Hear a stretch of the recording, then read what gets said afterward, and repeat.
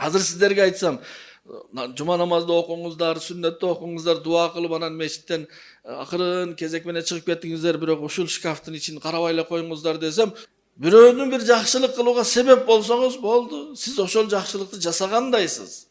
Пайгамбар алейхисалам айткан, бир жетимди баккан адам мени менен бейиште мындай болот деген. Мешит куруп атасынын атын коюп коюптур. Атасынын атын койсо эмне болот? Чоң атасынын атын койсун.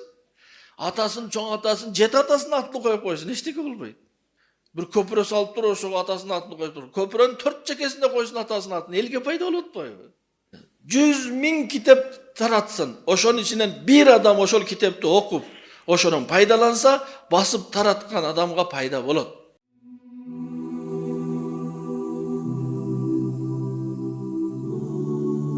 Bismillah ve salatu ve selamu ala Resulillah amma ba'd. Fa'udhu billahi mineşşeytanirracim. Bismillahirrahmanirrahim. Ve ta'avanu alel birri ve taqwa ve la ta'avanu alel ismi vel udvan. Vettakullaha innallaha şedidul iqab. Sadakallahul azim. وقال رسول الله صلى الله عليه وسلم من سن سنة حسنة فله أجرها وأجر من عمل بها لا ينقص ذلك من أجورهم شيئا أو كما قال عليه الصلاة والسلام. Hurmatly cemaat, jakşılık, jakşı işler, soob işler, paydalуу işler aябай көп. Ошондой эле зыяндуу, өзүнө элге зыяндуу жана жаман амалдар дагы өтө көп. Аллах Таала биз сиздерге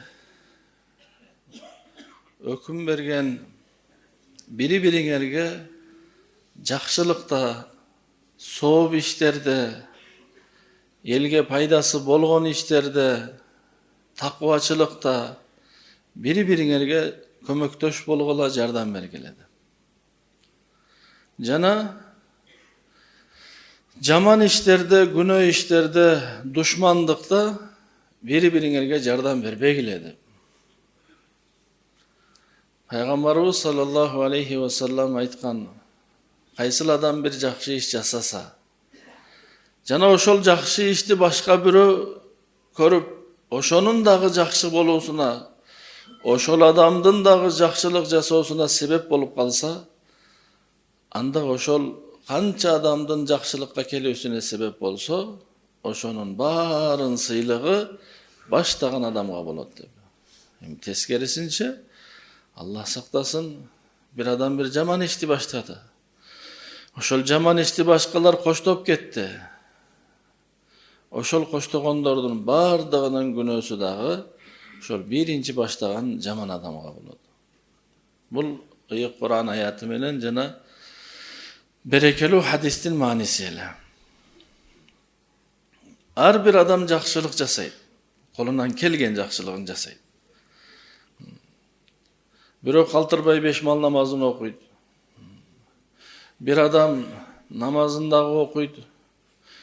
Biri oşonu menen birgelikte bir muhtaçlarga jardam beredi.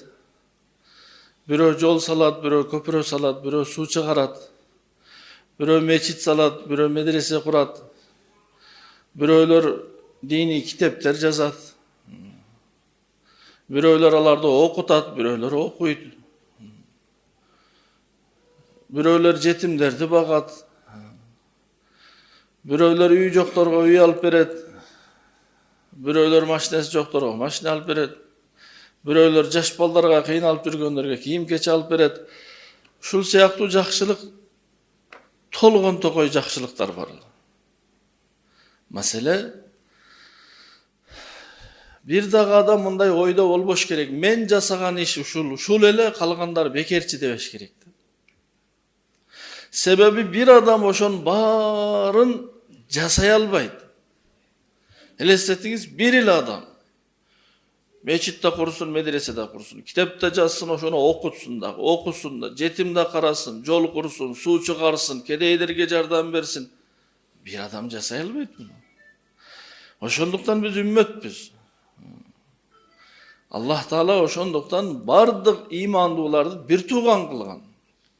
Üyde bir tuğandardın bardyğı bir iş jasabayt go. Misalı bir üyde 5 erkek bir tuğan bolsa, barıp sarayga maldın astын tazalabayt go.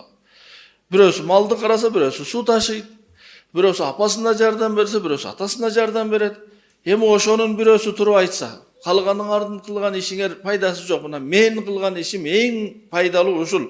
Men mına apama jardam berem. Ekinçisi aytsa, jok meniki eң tuura, men mına mal bagıp kelip otam. Üçüncüsü aytsa, jok meniki eң tuura. Mına uşul жерде эмне болот? Келишпестүүлүк болот. Her bir adam özünün gana jasaganın men ele jasap jatamın debey, başka her bir musulmandın, her bir adamdın kıpınday bolsa da jasagan jakşılığın bağlap, koldop duruşu gerek. Kantip koldoy, jakın bolsa barıp kömöktöşöt. Jakın bolbosa jürөгүнөн sүйünüp jok degende dua kılat. Allah'ım işine iyilik ber dep. Musulmandın içi, jürögü dengizdey bolot. Kenen bolot. Kebir adamlar oşonday. Hem su çıkargandan ne paydası ertengele toktop kalat. Bir gün bir adam oşol sudan içse dağı boldu, payda oşol. Bir jolu bir tolkun bolup sudan toltura bir balıktardı suyun jeğine kurup kalıp çıkıp taştaptır. Ötölö köp balıktı. Anan bir kişi oşol balıklardan birden karmap durup suga taştayt eken. Al mingdegen, 100 mingdegen balık. Jeyekte turgan birөө eşiteke kılbay ele janakını sındayt eken. Sen ne oşul balıktardın bарын kayra suga kaytarmak bilen. Bul kılgan işin beker bul. Paydasız. Dese janakı kişi koluna algan balıkta aytat eken, men kılgan işin bilbem, paydalı paydası bırakıp, şul balıkka paydası var dep suga taştap koyat eken. Her bir adamın jasagan işin bağlaş gerek. Kadırlaş gerek. Birөө meşit kurup atat. Hala atasının atına ele kurup atat, jön ele. Jok. Biröödün içine kirip çıkkan jokpuz biz. Uktuk bu jakşılık kuanalı. Kör albasты kılbaylı. Sizden çoğurak jakşılık. Ya Allah, men kıla albagandardı kılıp jatıptır. Allah razı olsun. Jok degende oy pikir menen, koldoo menen, söz menen, dua menen jok degende jakşılık kılуучуларды koldoşubuz gerek. Birөө jetimlerdi karasa, bir jakta birөө ne deyt? Uşuntip baga albasa töröböş gerek da. Töröp durup taştap koyot anan. Jetim bagıp jatkan adamды koldobой, bul jakta jok. Her bir adamın jakşılığı var. Her bir adamdın körünbögen bir jakşılığı var. Oşon üçün Allah Taala musulmandarga rızkı berip, musulmandarga mümkünçülük berip, özüne sıyındırıp jatkany her biribizin jakşılığыбыз. Bir adam barın jasay albayt, paygambarыбыз gana jasagan bardyk jakşılıktardy. Bирок biz sizler jasay albayбыз. Elestetiңiz, siz medresede sabak beriңiz, barıp meçitte kuruңuz. Köçöde tazalaňız, anan jetimlerge de jardam beriңiz. Köpröde salыңыз, suda çıkarıңız. Uruşkandardağı eldeştirip jürüңüz, kıla albaysız. Oşonduktan Allah Taala ne dedi? Biri biriňerge jakşılykta kömöktöş bolgula, jardam bergile, koldogula. Bu diniyle tarmakta emas tuğanlar. Her bir tarmakta. Koşnağız yer kazotap jardam beriңiz, özüňiz bara albaysiz, balaňyzy jönötüp koýuңuz. Ne üçün? Hem jakşı iş kılıp atpyr, jardam bereýin. Üy salyp atpyr, jardam bereýin. Aşar degen jakşı nerse var bizde. Burada ayıllarda jaşaganda ele birөө üy salsa, büt ayıl oşonun üýünde ele. Ayalı tamak jasayt ele, el üýün batele bütürüp salat ele. Kömöktöşүү, jardamdaşуу. Emnede? Alal birri, jakşılıkta.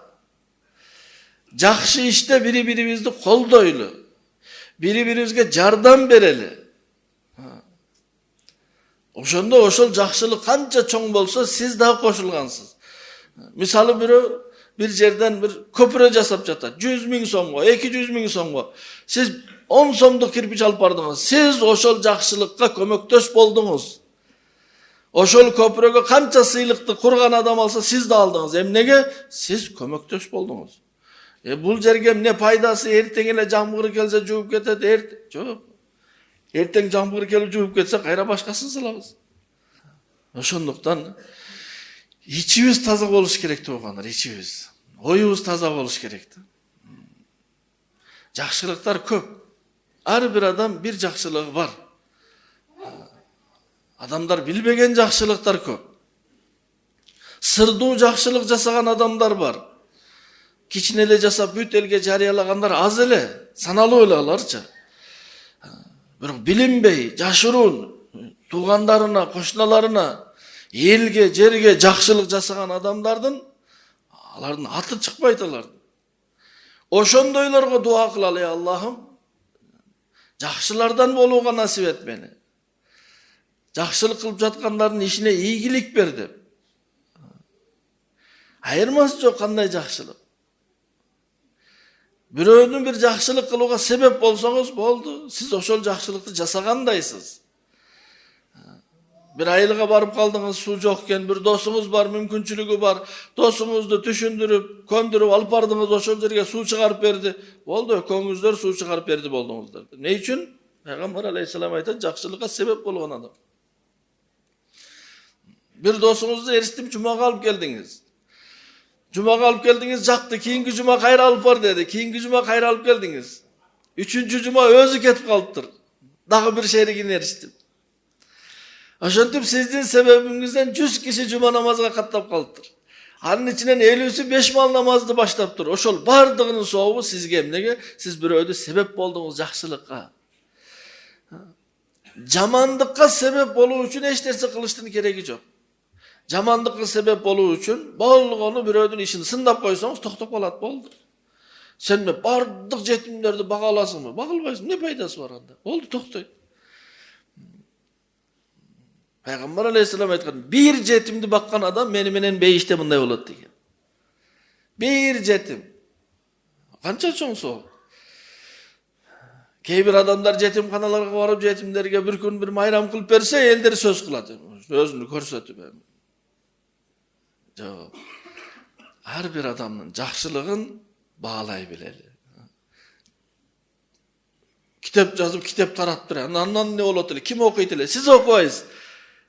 Бирок башка бирөө окуйт. 100 000 китеп таратсын. Ошонун ичинен бир адам ошол китепти окуп, ошонун пайдаланса, басып тараткан адамга пайда болот. Жетет ошол пайда. Зыянга себеп болбойлу туугандар. Жамандыкка вала таавану алал исми вал удван. Күнөө иште бири-бириңер түртпөгүлө. Күнөө ишке бири-бириңерге себеп болбогула дейт Аллах Таала. Досубуз, кошунабыз, тууганыбыз, таанышыбыз, классташыбыз, курсташыбыз, кесиптешибиз ким болсун, жакын болгон бирөөнү жамандыкка себеп болбойлу. Жана душмандыкка себеп болбойлу. Бирөө келип паланча мени урду десе, барып туруп урмай эмес, барып туруп тактаңыз. Неге урдуңуз? Мүмкүн бул аны 2 жолу урган эле, ал бир эле жолу уруп калыптыр, дагы бир жолу уруш керек. Лукман Хаким өтө таанышман адам болгон. Кур'анда Аллах анын осуяттарын жазган. Баласына айткан, балам, сен эгер казы болуп калсаң, судья болуп калсаң, сага бир адам келип калса, бир көзү агып калган, бирөө соккон, урган, көзүн агызып коюптур. Арызданып келсе, сен шашпа, аны отургуз. Тактагын, иликтегин. Мүмкүн ал наркынын 2 көзүн чукуп келгендир. Ошондо сен мунун 2-нчи көзүн да чукуп коюшуң керек. Şu жамандыкка себеп болбош керек туугандар. Жаман нерсеге, 2 адамдын урушуп калганына, бир адамдын жакшылыктан кайтып калуусуна. Жаман нерсе жаман да. Булар аз эле, жамандыктар, жакшылыктар көп. Өзү адамдын табиаты, напси жакшылык эле кылайын дейт, бирок ичинде бир шайтан бар да. Ошол жакшылыктан тосот. Азыр эмес, анан. Ар бир адам өзүнөн өзгөлөрдү, башкаларды жакшыраак көрүш керек. Аталарыбыз бекер айтып кеткен эмес туугандар. Мындай көз караш менен жашагыла, балдарым, баары жакшы, мен эле жаман. Баары буудай, мен эле саман. Эми саман буудайдан караганда баасы азыраак. Башкаларды өзүбүздөн жогору, жакшыраак. Бул мындай иш кылып жатат, бул мындай иш кылып жатат. Бул адал мээнет кылып үй бүлө багып жатат. Бул бир жакшына иштеп жаткан адамды алып келип туруп, жүр паланча ишти кылабыз, көп акча түшөт. Паланча ишиңиз туура эмес иште, эртең камалат да аны менен. Ошого жакшылыкка эле себеп болгула дейт. Жакшылыкка эле бири-бириңерди колдогула, үгүттөгүлө, жол көрсөткүлө, бирок жамандыкка бири-бириңерге көмөктөш болбогула деген Аллах Таала. Бир тууганыңыз болсо дагы, бир тууганыңыз дагы жүр бир жамандык кылабыз десе, жардам бербеңиз. Кантип жардам бербеңиз? Жөн эле таштап коюу жок. Аны дагы ошол жаман ишинен тыюуга аракет жасаш керек. Себеби пайгамбарыбыз саллаллаху алейхи вассалам айткан, бир тууганың залым болсо дагы жардам бер деп. Эмне дегени? Колунан карма, ошол зулумдукту кылбасын деген. Баланчага ушунчалык ачууланып, жинденип, мен аны барып талкалайм балан түгүн деп турган болсо, сиз колунан кармаңыз. Ушул жардамыңыз болот. Себеби жамандык менен токтобойт да. Жамандык эч качан жамандык менен токтобойт. Бул иш жүзүндө болсун жакшылыктар, сөз түрүндө болсун жакшылыктар, ким кандай жакшылык кылып жаткан болсо, жакшылык менен эле колдойлу, коштойлу. Алла разы болсун. Бир адам балан жерде бир кичине жол жасаптыр. Машалла, сонун мен дагы жасайын. Ошо колунан келбеген адам не кылат, анан сындайт. Ушул дагы иш болуптур эми. 1 километр жол жасап алып анан кайтарган эки эчки ышкырыгы таш жарат дегендей болуп жатат бул. Сиз 1 метр дагы асфальт курган жоксуз го. Баланча үйүндө 10 жетим багат экен. Сиздин үйүңүздө өз балдарыңыз да жакшы бага албайсыз го. Ал 10 плюс жетим багып жатат. Ар бир адамга баа бере билиш керек. Ар бир адамдын жасаган ишине кошуналарыбыз, досторубуз, туугандарыбыз, кесиптештерибиз жакшылыктарын гана карасак, баалай билсек, ошондо өнүгүү болот да. Анан бирөө кичине жакшылык жасай баштаса, анан ылдыйга тартсак, бул жөн эле жасап атат, бул эл көрсүнүш үчүн жасап атат. Биз адам жүрөгүн билбейбиз, жүрөгүндө эмне бар экенин билбейбиз. Жүрөктөгү нерсени өзү кеде адам өзү дагы билбейт. Аны Аллах билет. Мешит куруп атасынын атын коюп коюптур. Атасынын атын койсо эмне болот? Чоң атасынын атын койсун. Атасын, чоң атасын, жет атасынын атын коюп койсун. Эчтеке болбойт. Мешит салды ал адам. Бир көпүрө салып туруп, ошого атасынын атын коюп туруп, көпүрөнүн 4 чекесине койсун атасынын атын. Элге пайда болот атпайбы? Суу чыгарып туруп апасынын атын коюп койтур да, тайнесинин атын койсун.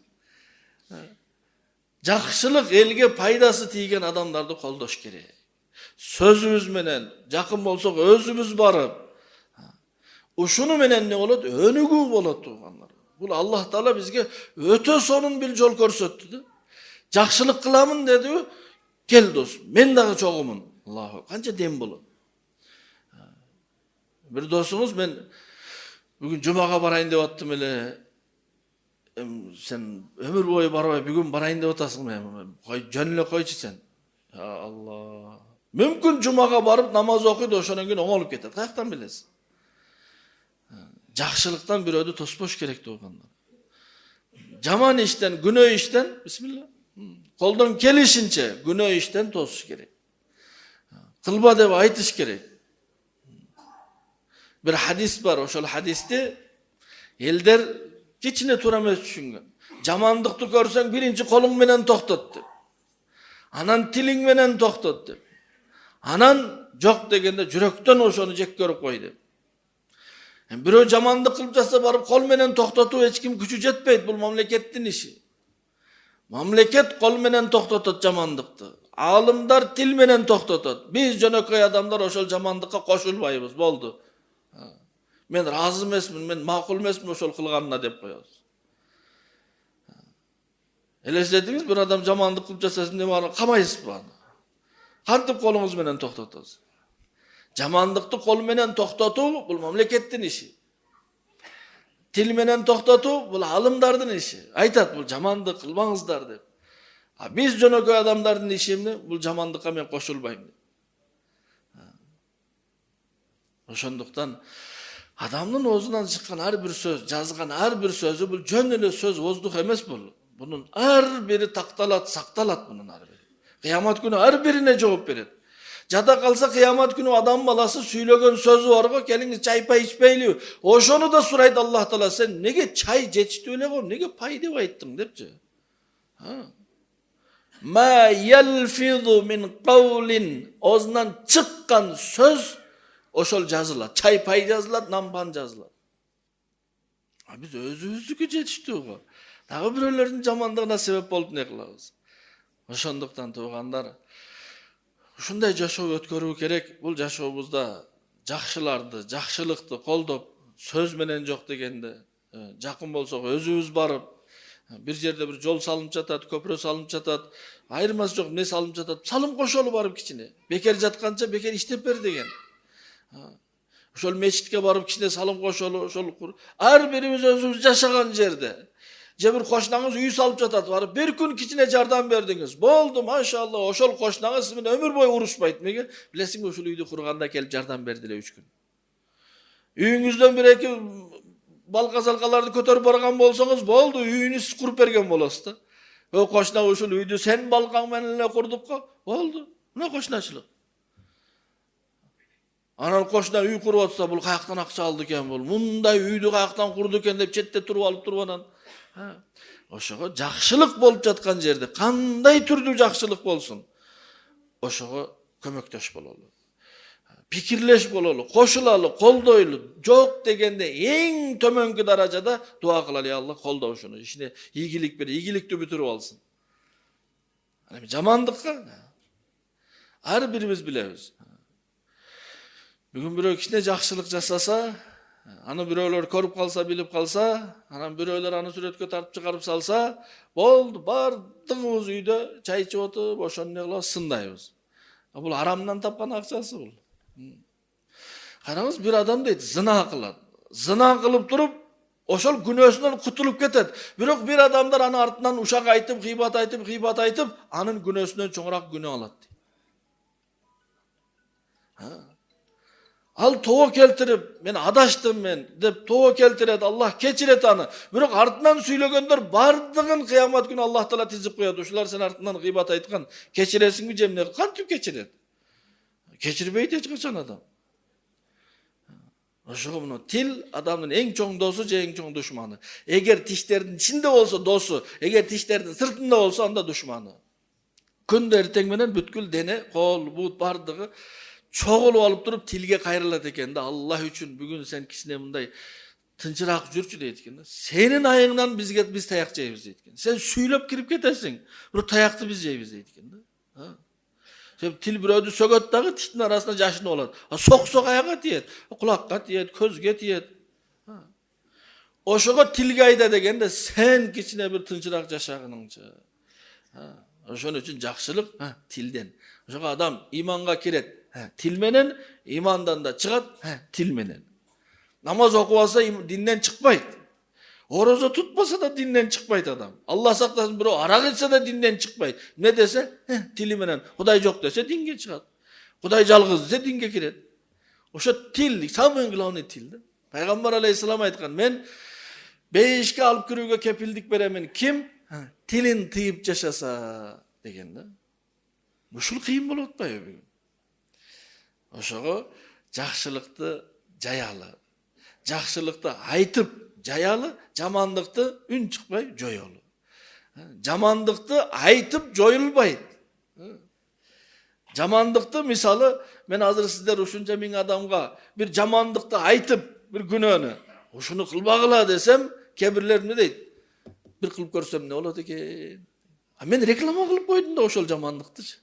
Ошого жаман ишти айтпай эле өзүндө, сөзүндө жок кылыш керек. Жакшы ишти айта эле берсеңиз, ошону менен жакшылык тарайт. Жакшылык айтуу менен тарайт, жамандык тосуу менен эмес, айтпай коюу менен. Бүгүн дүйнөдө эң көп элдерне 1 миллиард адам тамеки тартат экен. Неге? Себеби тамеки тартпагыла деп күндө айтат да.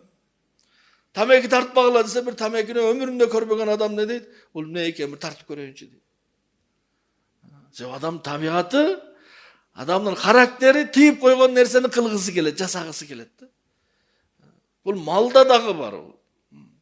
Setke tartıp koysa sırtındagı çöptü jegisi keledi, içindegini emes de. Hazır sizlerge aytsam, cuma namazda okuңuzдар, sünnetde okuңuzдар, dua kılıp anan meşitten akırın kezek mene çıkıp kettiңiздер, бирок ушул шкафтын için карабай эле коюңуздар desem, barıңızдарga kızık bolot da, ne var eken ушул шкафтын içinde депчи. Oşogo jamandыкты atalar da balдарына эмне айтат? Урушпа дейт. Уурулук кылба дейт. Уурулукту айтып анан ошону кылба дейт да. Ошо жакшылыкты эле айтышыбыз керек. Мектепте алсыздарга жардам бер. Өзүнө кичинекейлерди сыйла, мугалимдерге адап көрсөт, сабагың жакшы оку. Бул нерсе менен айта берген ушул тарайт да. Негативди айтып, ушуну кылба десеңиз, сиз аны кыл деген болдуңуз да. Адам мээси тескери иштейт. Кылба дегенди кылат.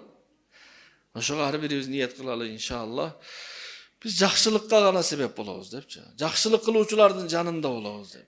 Ким кандай жакшылык кылган болсо Аллах колдосун баарын. Аллах жардам берсин, жакшылыктарына ийгилик берсин. Жол салып жаткандарга да, суу чыгарып жаткандарга да, кайсыл жерлерде китеп жазып жаткандарга да, мешит медресе салып жаткандарга да, окутуп жаткандарга дагы, жетим карап жаткандарга дагы, элге кайрымдуулук кылып жаткандарга дагы, кыскасы баарына Аллах Таала разы болсун, баары жакшы иш кылып жатышат. Аларды колдойлу, дуа кылалы, жамандыкка тиешебиз болбосун. Аллах сактасын, билбейбиз да өлүм качан келет, ошол жамандыкты жасап жатып өлсө кыямат күнү ошону жасап жатып турат да. Ошо жамандыктан, оттон качкандай качышыбыз керек. Аллах Таалам ар бирибизди жакшылардын катарына кошсун. Өзү ниетибиз бар, ар бир адамда эле. Ошого кандайсыңсы жакшы дейт да. Ар бир адам өзү жакшы. Ар бир адам жакшылардын катарында. Болгону ошону иш жүзүндө да жасайлы. Уялбай, тартынбай. Жакшы балдардан, жакшы аталардан, жакшы инилерден, жакшы байкелерден, жакшы кесиптеш, жакшы кошуна, жакшы баш ийүүчү, жакшы башкаруучу, жакшы дос, жакшы адам, жакшы мусулман бололу. Себеби ошолор гана бейишке кирет да, жакшылар гана. Тойбутум, силер жакшы экенсиңер го. Фадхулуха халидин, кергиле бейишке дейт. Бейиштин кароолчусу бар го. Күтүп алганда саламун алейкум, бейишке келгендерге эмне дейт? Саламун алейкум. Силер баарыңар араб экенсиңер го дебейт. Ассаламу алейкум, силер баарыңар түрк экенсиңер го дебейт. Саламун алейкум тойбутум, силер жакшы экенсиңер го дейт. Жакшыларды чакырат, жакшыларды. Фадхулу эми келгиле бейишке. Халидин түбөлүк эч качан чыкпайсыңдар. Ошого жакшы жана жакшылык кылып жаткандарды колдойлу. Нар жака көңүл дагы бурбайлы. Фаланчы мындай кылып тур, мен көргөн жокмун, билген жокмун. Аллах Таалам баарыбызга жакшылардын катарына кошсун Аллах Таалам. Жакшылык кылуучулардан кылсын. Жакшылык кылуучуларды колдоп жүрүүчүлөрдөн кылсын. Жамандыктан Аллахым сактасын. Жамандык кылуучуларды колдоодон Аллахым сактасын. Subhanakallahumma wa bihamdika nashhadu an la ilaha illa anta nastaghfiruka Allahumma wa natubu ilayk.